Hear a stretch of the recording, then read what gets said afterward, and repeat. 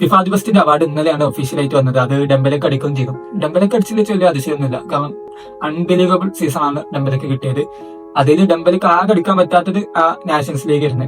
പിന്നെ അത് കിട്ടാൻ ചാൻസ് ഉള്ളത് വിറ്റിനൊക്കെ ആയിരുന്നു. പക്ഷെ ഡെമ്പലേക്ക് കിട്ടിയതിന് വേറെ ഇതൊന്നുമില്ല. പക്ഷെ അതിന്റെ 11 വന്നപ്പോ അതിൽ റാഫീനല്ല യമാലുണ്ട്. ബെല്ലിംഗാമിനൊക്കെ എന്തിനാ ആഡ് ചെയ്തെന്ന് അറിയില്ല. ഞാനൊരു റയൽ മാഡ്രിഡ് ഫാനാണ്. പക്ഷെ ബെല്ലിംഗാമിന് കഴിഞ്ഞ സീസണിൽ കാര്യമായിട്ടൊന്നും ഉണ്ടാക്കിയിട്ടില്ല. ബെല്ലിംഗാം റാഫീനെ എന്തേ ഒഴിവാക്കി? അത് മനസ്സിലാവാത്ത കാര്യമാണ്. റാഫീനെ എന്തിനു ഒഴിവാക്കിയെന്നില്ല സംഭവം. അവിടെ ആ ഒരു പ്ലെയറിന്റെ സീസൺ നോക്കണ്ട. കഴിഞ്ഞ സീസണിലെ ബെസ്റ്റ് ഒരു ഇൻഡിവിജ്വൽ പെർഫോമൻസ് എടുത്ത പ്ലെയറാണ് റാഫീന.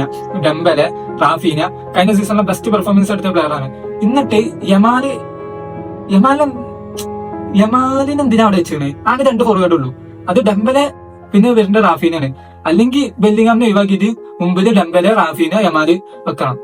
ഇതെന്തിനാ എല്ലാത്തിനും റാഫീനെ ഒഴിവാക്കുന്നത്? അതേമാതിരി ബാലൻഡിയോറിന്റെ ലിസ്റ്റ് വന്നപ്പോ first Dembele, okay, second Yamal എന്ത് ചെയ്തിട്ട് യമാലിനെ വെച്ച് മനസ്സിലാവുന്നില്ല. ബാലൻഡിയോറിന്റെ ലിസ്റ്റ് വന്നപ്പോ യമാലിനെ കാട്ടിലും ഫാർ ബെറ്റർ പെർഫോമൻസ് ആണ് റാഫീനെ കഴിഞ്ഞ സീസണിൽ നടത്തിയിട്ടില്ലത്. അതെല്ലാവർക്കും അറിയുന്ന കാര്യമാണ്. പിന്നെ പറയുന്നതാണ് യമാലിന്റെ ഏജ്. യമാലിന് 18-19 വയസ്സായിട്ടുള്ളൂ. പക്ഷെ നമ്മൾ നോക്കണ അതല്ലല്ലോ. ബെസ്റ്റ് പെർഫോമൻസ് നടത്തിയ പ്ലെയറിനെയാണ് ഇവിടെ എടുക്കുന്നത്. എന്നിട്ട് എന്തുകൊണ്ട് ബാലൻഡിയോറിൽ 5ാമത്, അത് സലാക്ക് 4ാമത് വന്നത്? അത് കോമഡി. വിറ്റിന് 3ാമതാണ്. അത് അതിശയല്ല. കാരണം വിറ്റിന് കഴിഞ്ഞ സീസണിൽ എല്ലാ ട്രോഫീസും നേടിയിട്ടുള്ള പ്ലെയർ ആണ്. പിന്നെ ആ ക്ലബ് വേൾഡ് കപ്പില് അവർ ഫൈനലിൽ തോറ്റു. ഓക്കെ, ബാക്കിയുള്ള എല്ലാ ട്രോഫീസും നേടിയിട്ടുള്ള പ്ലെയർ ആണ്. അതിപ്പോ പോർച്ചുഗലിലൊപ്പം നാഷൻസ് ലീഗ് ഒരു പുള്ളിക്കാരൻ നേടിയിട്ടുണ്ട്.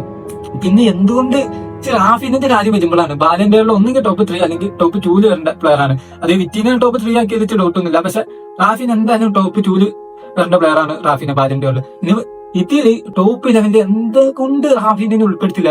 ഇനി ഇതില് കൂടുതൽ കഴിഞ്ഞ സീസണിൽ പെർഫോമൻസ് നടത്തിയ പ്ലെയർ എന്ന് പറഞ്ഞതാണ്. റാഫീനെക്കാട്ടും കൂടുതൽ കഴിഞ്ഞ സീസണിലെ ഫുട്ബോളിൽ ബെറ്റർ പെർഫോമൻസ് നടത്തിയ പ്ലെയർ ഇല്ല.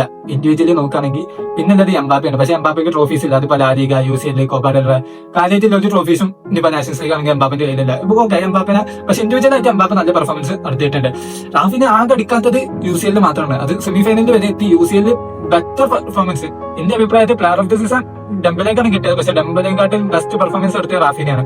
അത് ക്രിസ്ത്യാനോന്റെ പല റെക്കോർഡുകളും നമ്മൾ മറികടത്തുന്ന പ്രതീക്ഷിച്ച നിമിഷങ്ങൾ ഉണ്ടായിരുന്നു. ബട്ട് അവാർഡ്സിന്റെ കാര്യം വരുമ്പോ റാഫീനെ മൊത്തത്തിൽ എല്ലാ സ്ഥലത്തുനിന്നും ഒഴിവാക്കലാണ്. ഇതിപ്പോ ബാലൻഡിയോർ ആണെങ്കിലും ഫിഫ ദി ബെസ്റ്റ് ആണെങ്കിലും ഒക്കെ അങ്ങനെ തന്നെ. ഇൻജസ്റ്റിസ് ആണ്.